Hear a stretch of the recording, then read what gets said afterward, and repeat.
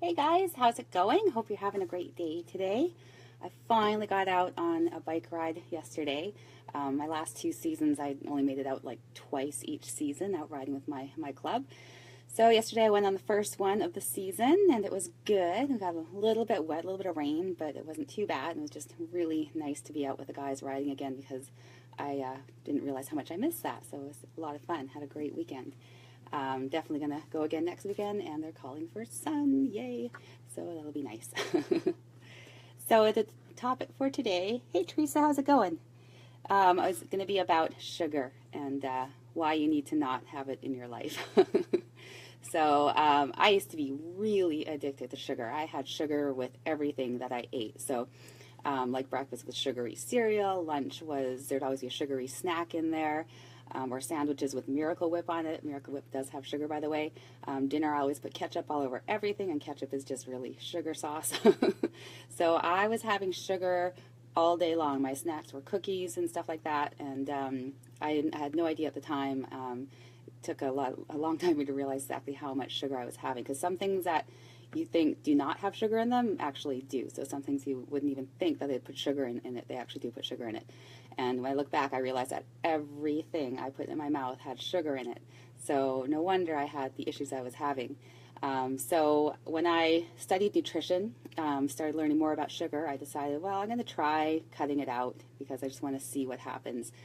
And so I did, and it was rough. So you do get withdrawal symptoms, and it was really uncomfortable. It was really not very pleasant to be around. But then one day I realized that I wasn't having to use my asthma inhaler before my workouts anymore. And I was like, well, that's interesting. And I thought about it for a while. My allergies hadn't bothered me in the longest time. And I used to have a really hard time with asthma and allergies. And that was kind of like the wake up for me. It's like, oh, okay, there is something to this whole nutrition thing, and sugar does not belong in my life. That's not to say I don't indulge once in a while, because, of course, you get cravings and you indulge, but I know that if I do, I'm going to suffer the next day. So that's just the way it is. So I'm going to tell you why it's so bad. I hope this isn't going to totally bum you out, but I'm just going to tell you about it. And it doesn't matter if it's high fructose corn syrup or cane sugar. Quite often you'll see the ingredient cane sugar, and you're thinking, oh, well, it's cane sugar. Sugar is cane sugar. It originated as cane sugar, but what happens is they process it and they separate it, and what you're getting is missing a whole bunch of enzymes and nutrients that you would find in sugar cane. So rather than it being something that is good for your body, it's something that is terribly bad for your body. So just because you see cane sugar and it sounds really healthy, or organic cane sugar, that's even better, it's not. It's still sugar. So within about the first 20 minutes of consuming sugar, your blood sugar level spikes, and then the sugar is now in your bloodstream. And so what happens is your body releases insulin. So the pancreas releases insulin so that the insulin can take up the sugar and get it into the cells so the cells can have energy. Which is fine, but if you're having lots of sugar all the time, that's where things get pretty bad. So if you don't, if your cells aren't able to use the amount of sugar that you've eaten, the excess actually gets stored as fat. So sugar can make you fat. So keeping that in mind as well. And unfortunately, the more sugar that you eat, the more insulin that your body produces. And then what happens is, because the cells are being exposed to insulin so often, they become actually resistant to the insulin, which means that your body now has to produce more and more insulin to get the same effect of the cells being able to take up the glucose for energy. And what happens is, if you keep eating more and more sugar and you become insulin resistant, that's actually a precursor for diabetes. I'm actually shocked that I never developed type 2 diabetes, seriously. So glad that didn't happen. So by repeatedly putting a lot of sugar into your body, you really are doing a lot of damage. So, and it's not just pre-diabetes that I'm talking about, or diabetic. It also can exacerbate any other things in your body that you're suffering from. So it causes inflammation. That's what the problem is. So inflammation, if you have a lot of inflammation, that's where you're going to have problems such as asthma, allergies, arthritis. It affects heart disease. It actually makes your organs age at a faster rate. So you don't want inflammation in your body. We need some inflammation. That's a whole nother topic, but you don't want to be experiencing chronic inflammation due to eating sugar.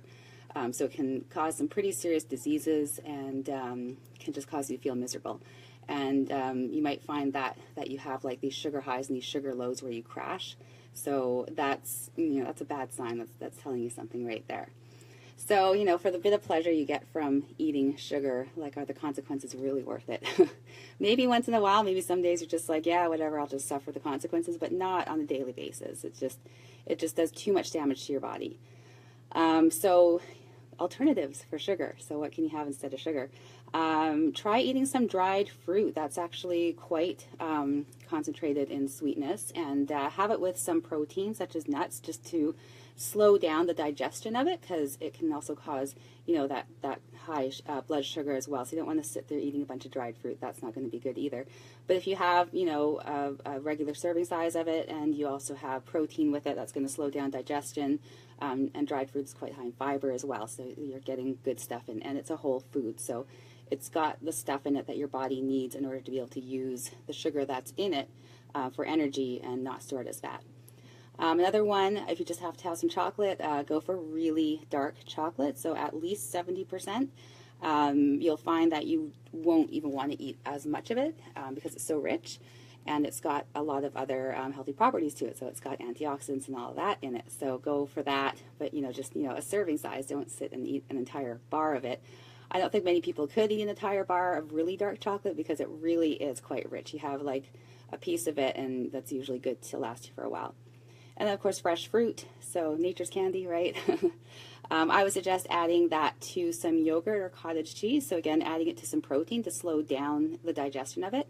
And again, serving size is important here as well. Just because a food is healthy doesn't mean that you can eat a ton of it and be healthy. You can overdo it even on healthy natural foods. So keeping that in mind. So what happens when you just have to have that sugar? When's the best time to have it? There actually is a best time to have it. So the best time to have sugar, if you absolutely have to have it, is after a workout, because your muscles need the energy, and it'll use up pretty much all the sugar that you're putting in pretty much right away, because your muscles need the energy to help repair themselves. And I'm not saying that you should go on a sugar binge after each workout, because that won't work. That'll backfire on you. But you have to be realistic and know that every so often you're going to want to have something with sugar in it. Most people do anyways. They just have a craving. So what I'm saying is after a workout would be the best time to indulge, to kind of minimize that damage. But don't make it a habit of after every workout you're going off and buying donuts or something, because that's going to be a problem down the road. So that's my whole thing on sugar. It's terribly bad for you. Don't eat it.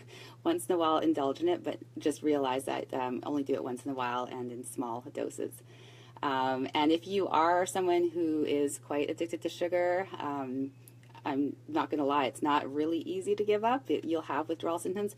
It's actually, if it were to come up in front of the FDA as a new thing, the FDA wouldn't approve it because it's both physiologically and psychologically altering. But it's the most highly acceptable drug in society.